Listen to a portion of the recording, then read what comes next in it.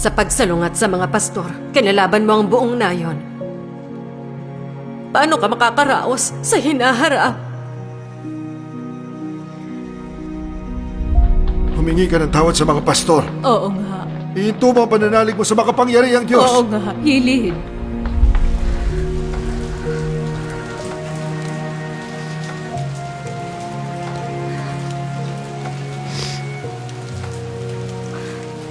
Oh Diyos, napakahirap at napakasakit na manalig sa Diyos sa maladiablong lugar na to. Hindi ko alam kung paano magpapatuloy.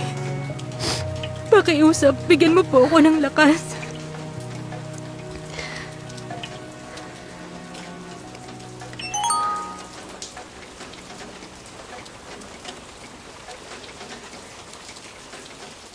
Huwag kang masiraan ng loob. Huwag manghina at gagawin kong malinaw ang mga bagay-bagay para sa iyo. Ang daan tungo sa kaharian ay hindi masyadong patag. Walang ganyan kasimple. Nais ninyo na madaling makamit ang pagpapala, hindi ba? Ngayon, ang bawat tao ay magkakaroon ng mapapait na pagsubok na haharapin. Kung wala ang mga ganitong pagsubok, ang mapagmahal na pusong taglay ninyo para sa akin ay hindi titibay at hindi kayo magkakaroon ng tunay na pag-ibig sa akin. Kahit na binubuo lamang ang mga pagsubok na ito ng maliliit na bagay, dapat dumaan ang lahat ng tao sa mga iyon.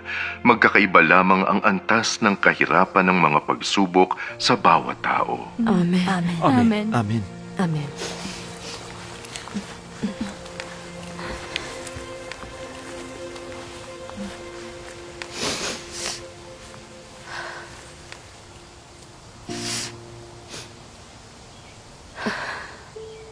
Kamakailan, sobra akong malungkot at napakamiserable.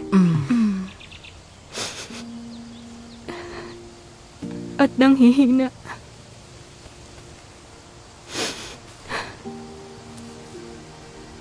Sa pagdarasal sa Diyos, nalampasan ko rin ito.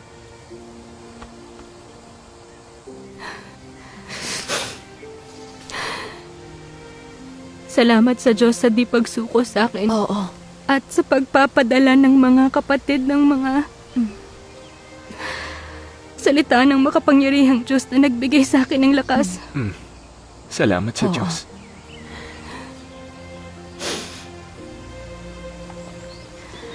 Nitong mga nakaraan, patuloy akong nagdarasal at nagbabasa ng mga salita niya. Kaya nalampasan ko ang lungkot.